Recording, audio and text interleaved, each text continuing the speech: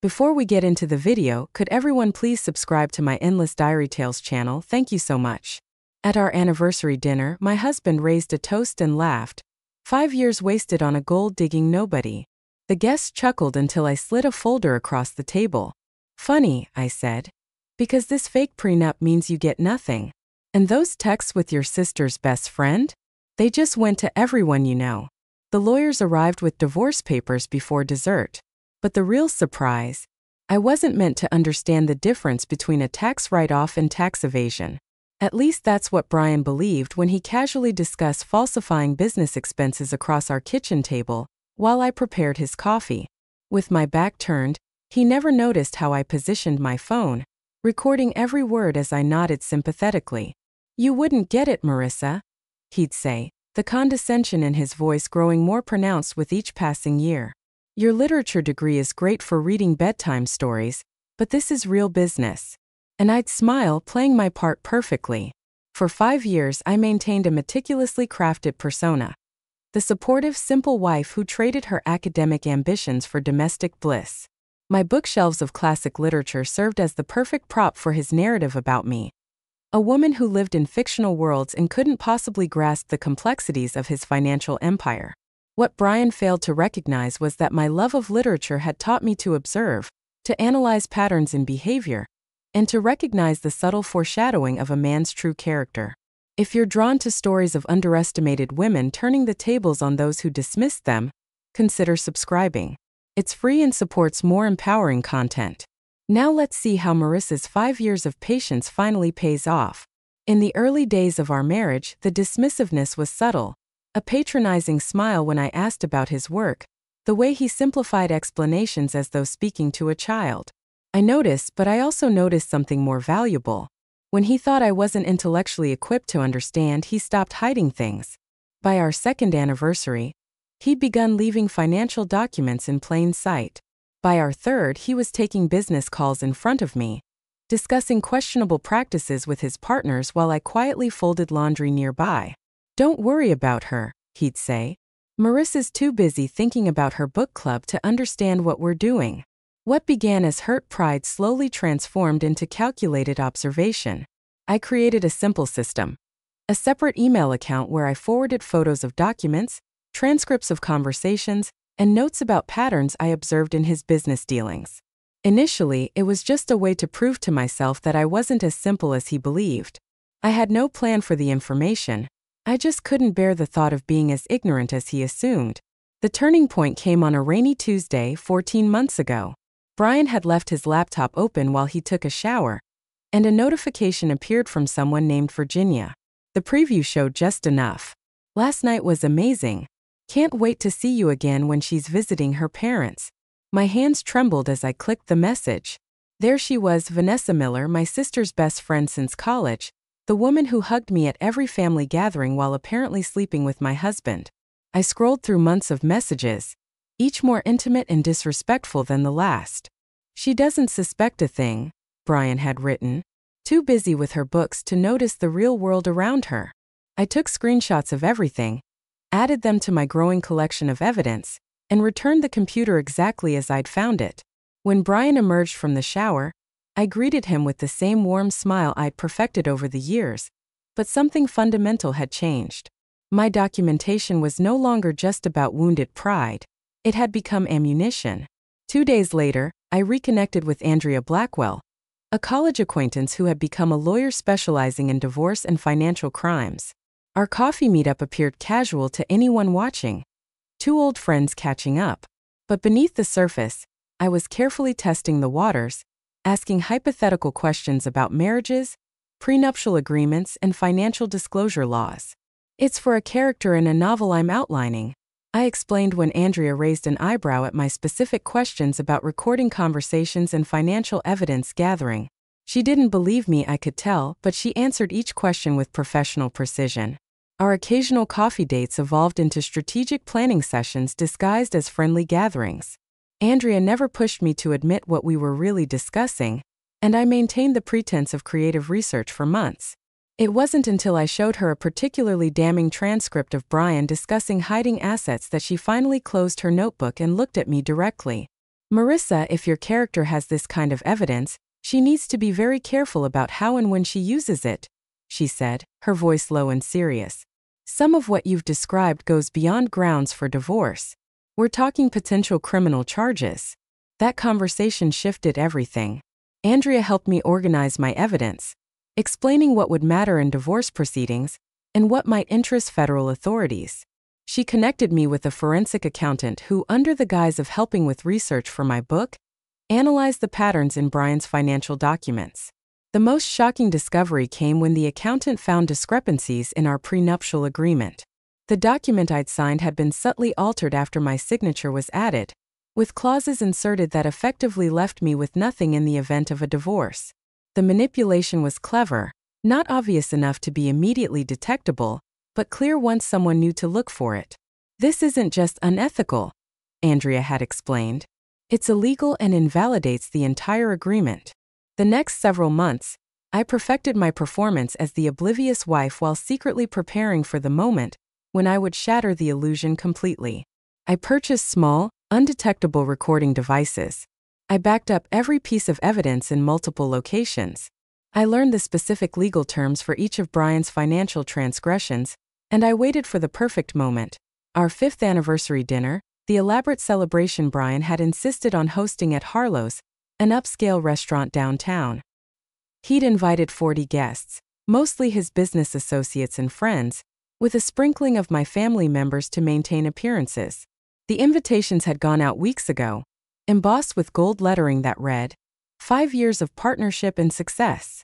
As I traced the raised letters with my fingertip, I couldn't help but appreciate the irony. 5 years of partnership and success indeed, just not the kind Brian was celebrating.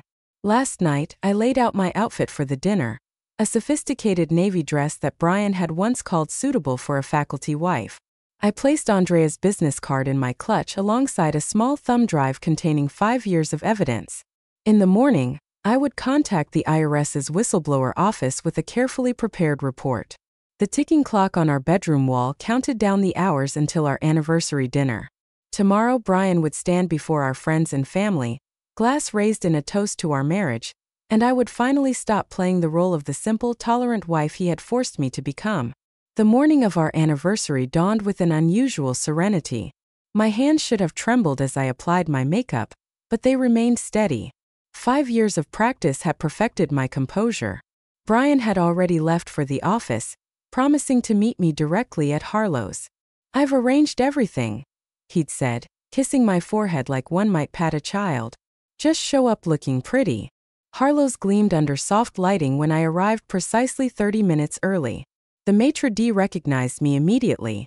"Mrs. Coleman, your husband has arranged a beautiful evening. The Magnolia Room is ready." I followed him through the main dining area to the private room Brian had reserved. Crystal chandeliers cast a warm glow over a horseshoe-shaped table adorned with white roses and silver accents. Place cards with calligraphy names marked each setting, with Brian and me positioned at the center curve. I made a slow circuit of the table, memorizing the seating arrangement. His business partners clustered to his right, my family relegated to the far ends. My manila folder slid perfectly into the side table drawer near my seat. I checked my phone one last time, confirming that Andrea would arrive precisely at 9 p.m. The text messages were queued and ready to send with a single command. 5 years of calculated tolerance would end tonight.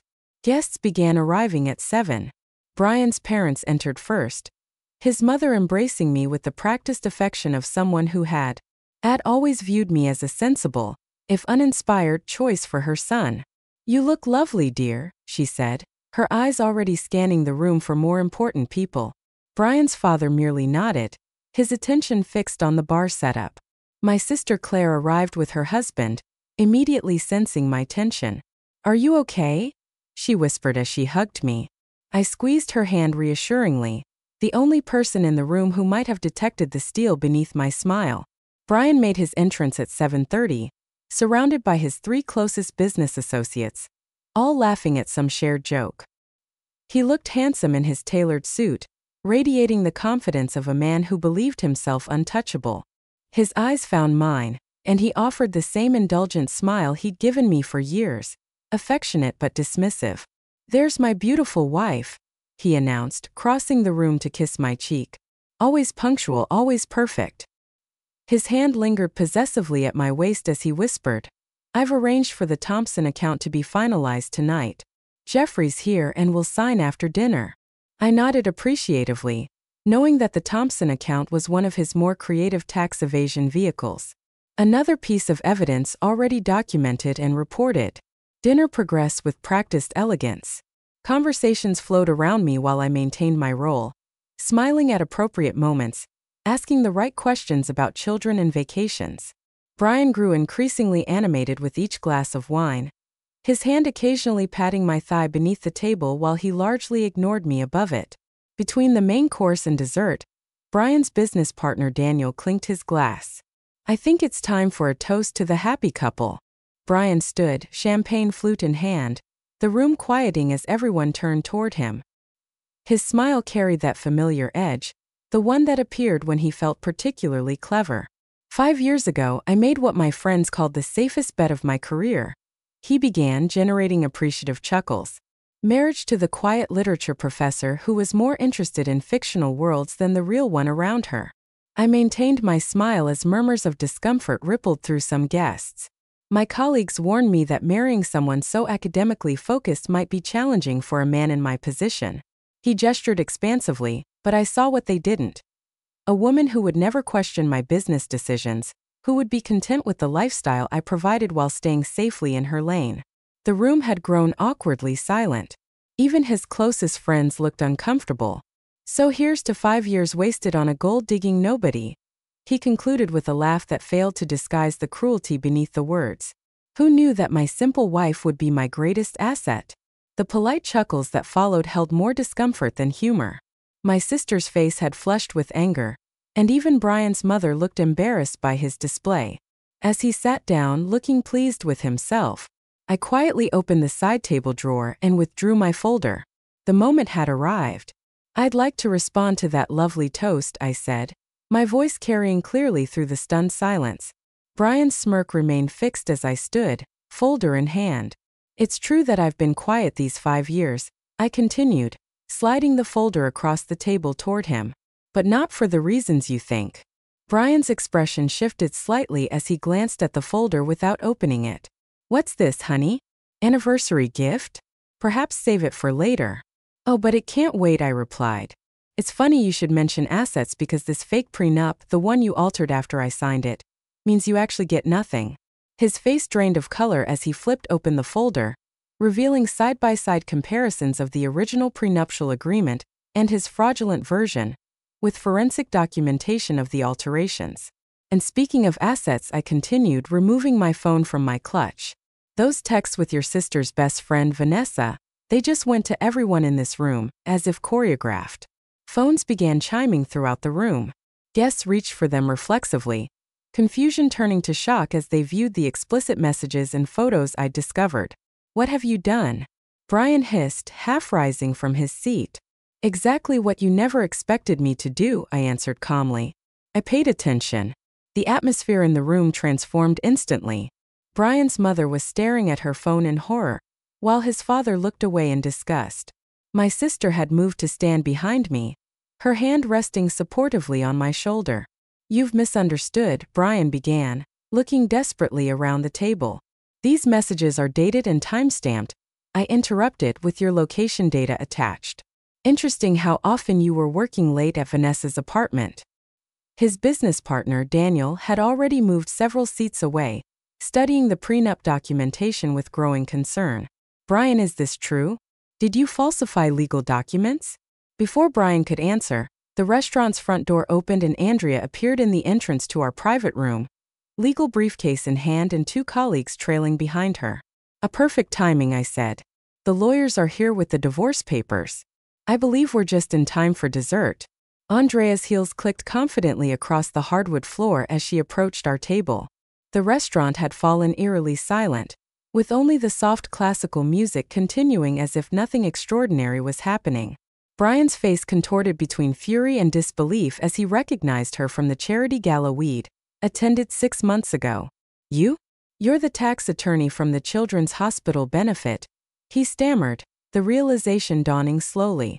Andrea smiled politely. Among other specialties, yes. As she placed the leather portfolio containing the divorce papers on the table, my mind flashed back to a crisp autumn evening 3 years ago. Brian had been on the phone, one with his accountant in our home office while I dusted the bookshelves, seemingly absorbed in my task. "Listen, just move the Henderson payments through the Cayman account first," he'd instructed, feet propped on his desk. "The IRS doesn't have the manpower to track every international transfer. Besides, technically it's not illegal if we route it through the consulting subsidiary first." That night, I transcribed his entire conversation verbatim, my literature degree finally proving useful in ways Brian never anticipated. Years of analyzing text had trained my memory to capture dialogue with remarkable precision. I developed a system recording what I could, then expanding the transcripts with detailed context and observations, noting his tone, his body language, and the specific words he chose. "I've prepared everything according to your instructions," Andrea said, now sliding the documents toward me rather than Brian. "All the evidence we discussed has been properly filed with the appropriate authorities." Brian lunged for the papers, but his business partner Jeffrey intercepted his arm. "Don't make this worse," Jeffrey muttered, his own face ashen as he glanced between his phone and the prenup evidence. Another memory surfaced. Brian at our kitchen island 18 months ago, laughing into his phone. "Of course she doesn't understand the Thompson restructuring. He thinks it's just some corporate reshuffling. The woman reads Jane Austen for fun. She's not exactly equipped to spot a shell company." What Brian never realized was that my literary analysis skills made me exceptionally good at spotting patterns and inconsistencies. When numbers repeatedly appeared in his documents that seemed at odds with what he claimed publicly, I didn't need an accounting degree to flag the discrepancy. I just needed patience and attention to detail, qualities Brian had always dismissed as the fussy habits of a bookish woman. "This is ridiculous," Brian sputtered, looking around the table for support. "Whatever she thinks she's found is completely taken out of context. Marissa doesn't understand the first thing about business operations." "Is that so?" Andrea replied, removing another document from her briefcase. "Perhaps you could explain the context of this recorded conversation from February 12th, when you instructed your CFO to cook the books for the quarterly filing, or this email chain where you discuss creating fake invoices for services never rendered?" The blood drained from Brian's face. "You recorded me? That's illegal." "One-party consent is perfectly legal in this state," I said softly. "Something you might have known if you'd ever bothered to listen when I mentioned the research for my novel about white-collar crime." My novel had been the perfect cover. For 2 years, I'd openly discussed fictional scenarios with Brian that mirrored his actual activities, gauging his reactions and gathering information on his understanding of legal boundaries. He'd unwittingly educated me on exactly which laws he, breaking all while believing I was crafting an imaginary story. "You were writing about me." Brian's voice cracked with indignation. "Not initially," I admitted, "but you became such a compelling case study in financial fraud that I couldn't resist." The dessert cart appeared in the doorway, the server faltering when he sensed the tension in the room. Andrea waved him in. "Please continue," she said smoothly. "We're just concluding some business." Brian's attorney Mitchell Davis burst through the restaurant doors, breathing heavily as if he'd run from his car. "Don't sign anything," he commanded, approaching our table. "Too late for that advice," Andrea responded. "But your client might benefit from your counsel regarding the IRS investigation." "What IRS investigation?" Mitchell demanded, looking bewildered. I met Brian's eyes directly. "The one triggered by the whistleblower report I filed 3 months ago. All those evening phone calls when I said I was talking to my sister. I was building a case with the Financial Crimes Division." Brian's complexion turned gray.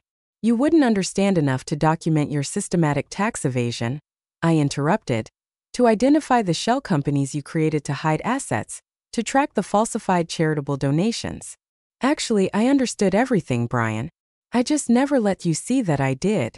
The chocolate souffle arrived at our table, the server placing it between us with practiced elegance, oblivious to the destruction of a marriage happening around him. Jeffrey stood abruptly. "I need to distance myself from this situation immediately," he announced, gathering his coat. Several other business associates followed suit, mumbling excuses and avoiding Brian's desperate gaze. "You can't just leave," Brian hissed. "We've worked together for years.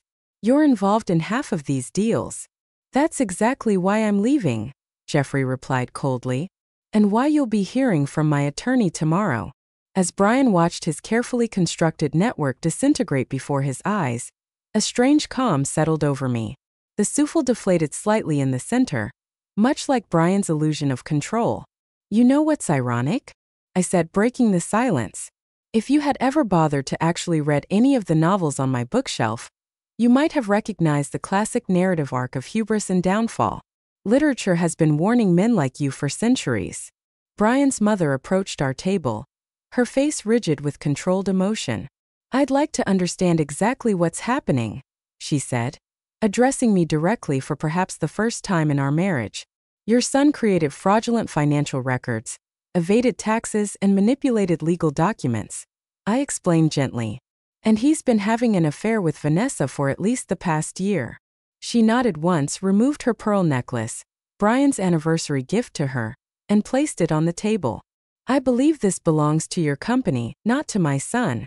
Without another word, she collected her husband and departed. As the room continued, Brian turned to me, his voice low and dangerous. "You spent 5 years planning this, living a lie." "No, Brian," I corrected him. "I spent 5 years married to a lie. Tonight I'm finally telling the truth." Mitchell pulled Brian aside, their urgent whispers carrying just enough for me to catch fragments about damage control and preliminary injunction. The remaining guests hovered uncertainly between tables, their anniversary celebration transformed into something unrecognizable. My sister Claire approached, sliding into the chair beside me. "I always knew he was a jerk," she said quietly. "But this is beyond anything I imagined." For the first time that evening, genuine emotion cracked through my carefully maintained composure. My hand trembled slightly as I reached for my water glass. I've been living with this knowledge for so long that I almost forgot how shocking it really is. Claire squeezed my hand. "Why didn't you tell me?" "I couldn't risk anyone knowing." Brian had to believe I was exactly who he thought I was.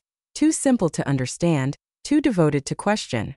Across the room, Brian's college friend Thomas was deleting contacts from his phone, his expression grim. "I'm out, Brian," he announced loud enough for everyone to hear.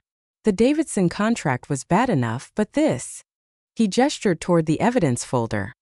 "This could implicate all of us." "You're overreacting," Brian snapped, desperation edging into his voice. "Marissa doesn't understand what she found. It's all perfectly explainable." "To whom?" Thomas countered. "The IRS? They see I have a family man. I'm not going down for this." As Brian watched another pillar of his carefully constructed world crumble, something shifted in his expression. The shock and disbelief hardened into something darker. He straightened his tie and approached our table with renewed purpose. "We need to talk," he said, his voice low and controlled. "Privately." "I don't think that's necessary," Andrea interjected smoothly. "Anything you have to say can be directed through legal channels from this point forward. This doesn't concern you." Brian hissed, then turned to me. "Marissa, think about what you're doing. 5 years together means nothing to you? You're willing to destroy everything over some misunderstanding." For a moment, the familiar pattern nearly reasserted itself. His commanding tone, my anticipated acquiescence. The muscle memory of submission twitched within me. Then I remembered his toast. 5 years wasted on a gold-digging nobody. "There's no misunderstanding," I replied, my voice steady. "And there's nothing to discuss." Brian leaned closer, lowering his voice. "You think this little performance makes you powerful? I built everything we have. When this is over, you'll have nothing and no one." Something unexpected happened then. I laughed. Not the polite, accommodating laugh I perfected as Brian's wife, but a genuine sound of liberation. "I already had nothing, Brian. You made sure of that. The difference is now I know my own worth." My straightened posture and direct. His gaze seemed to unnerve him more than any words could have. He'd never seen this version of me, the woman who wasn't performing deference. "You'll regret this," he threatened. But the effect was diminished by the tremor in his voice. "I only regret not doing it sooner." As Brian retreated to confer again with his increasingly agitated attorney, my former friend Emma approached hesitantly. She had distanced herself from me over the years, gravitating toward Brian's more successful circle. "Marissa, I had no idea," she began, her expression conflicted.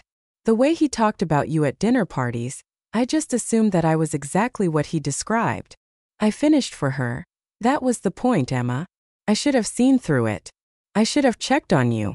Her remorse seemed genuine, but I wasn't ready to absolve her so easily. "Yes, you should have," I agreed quietly.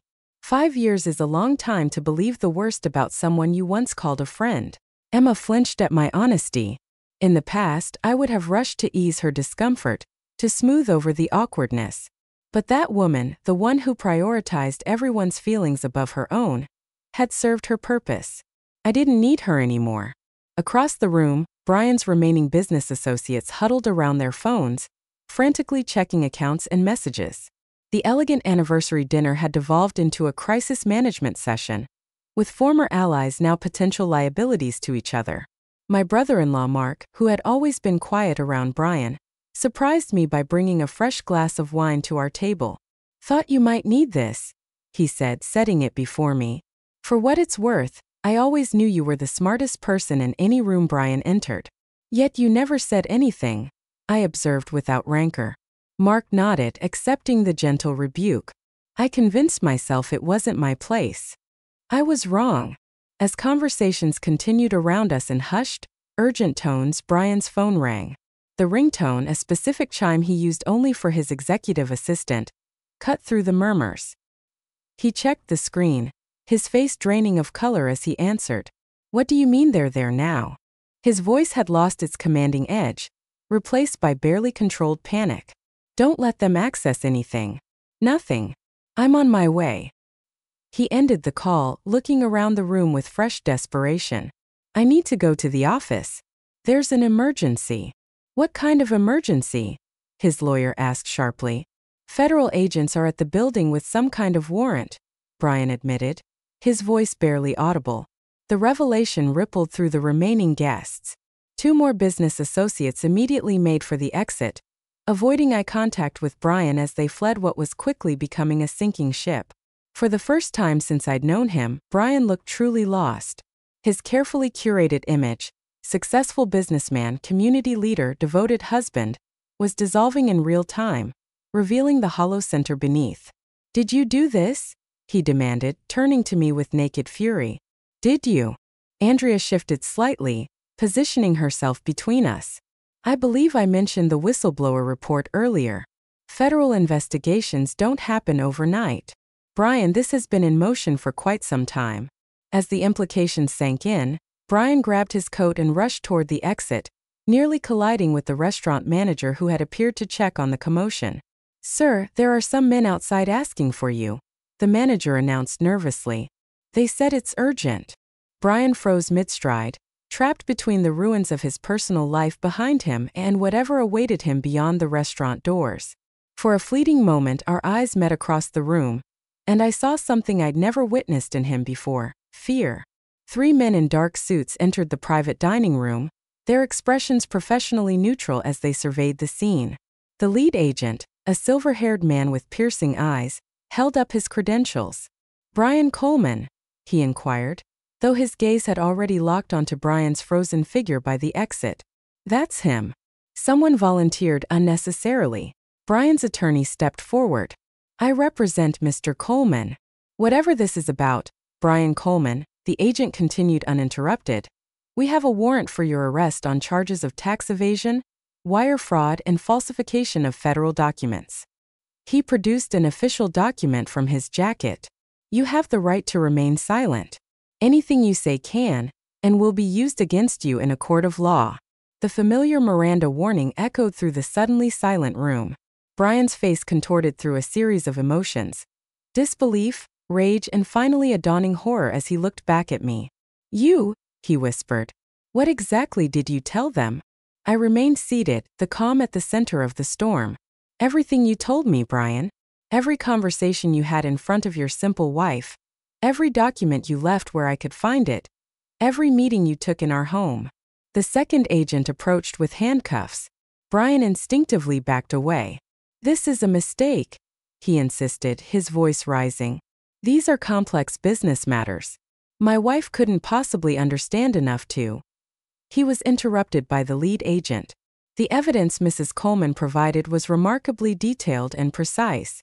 In 20 years with the Financial Crimes Division, I've rarely seen documentation this thorough from seasoned professionals, let alone a civilian. A third agent appeared with a laptop. "Mrs. Coleman, if we could verify some final details before we proceed.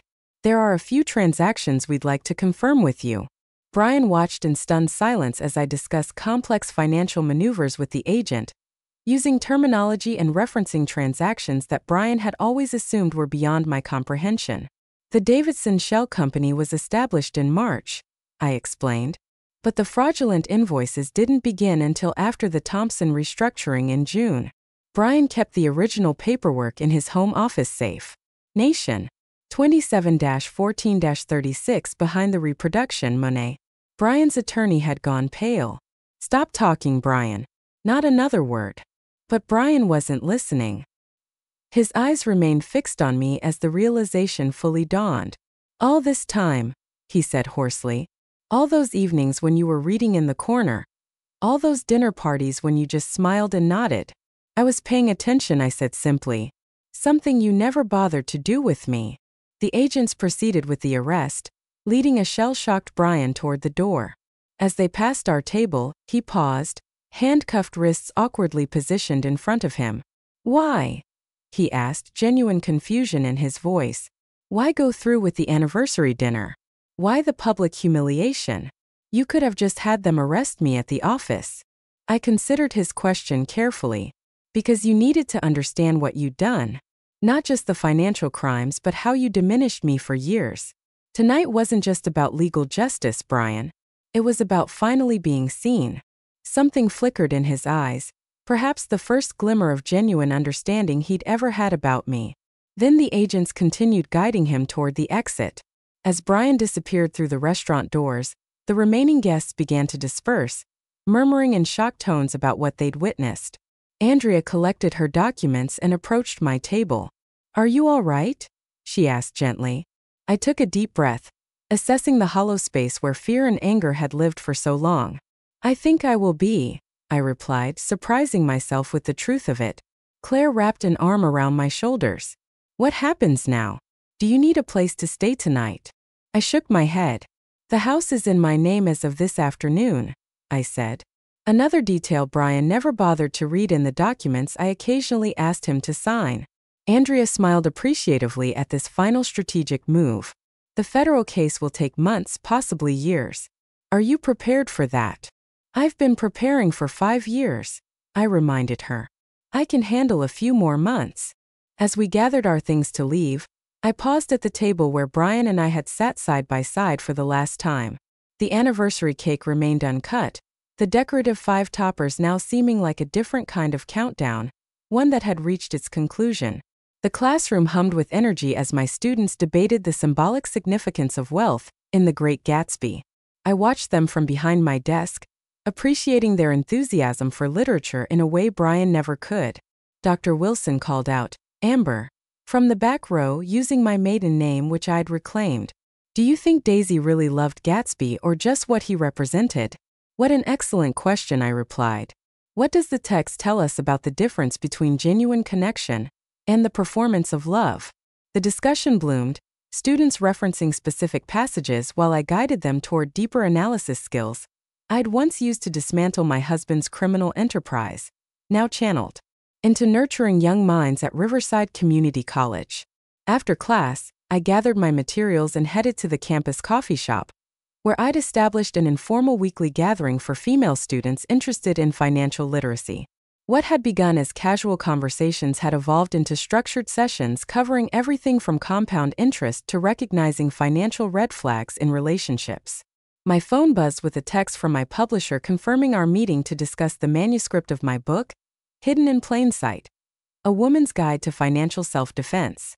The advance had been modest, but the early interest from women's groups had surprised everyone but me. Outside the coffee shop, I spotted a familiar face. Vanessa, Brian's former mistress, hovering uncertainly near the entrance. Our eyes met, and I braced myself for confrontation. Instead, she approached with visible hesitation. "I saw the flyer about your financial literacy group," she said, avoiding direct eye contact. I wasn't sure if I'd be welcome. The old Marissa might have turned her away or offered immediate forgiveness to avoid discomfort. Instead, I considered her request thoughtfully. "The group is open to any woman who wants to learn," I replied finally. "Everyone deserves financial independence." Vanessa nodded gratefully and followed me inside, where a dozen women of various ages already waited. As I arranged my materials, I caught a glimpse of my reflection in the window. Confident posture, direct gaze, no trace of the woman who had spent years making herself smaller to accommodate a man's ego. Brian's trial was still months away, but that was no longer the center of my story. For the first time in years, I was writing my own narrative. Not as a revenge plot or a survival strategy, but as the life I'd always been capable of living. "Let's begin," I said to the waiting women, opening my notebook to a fresh page.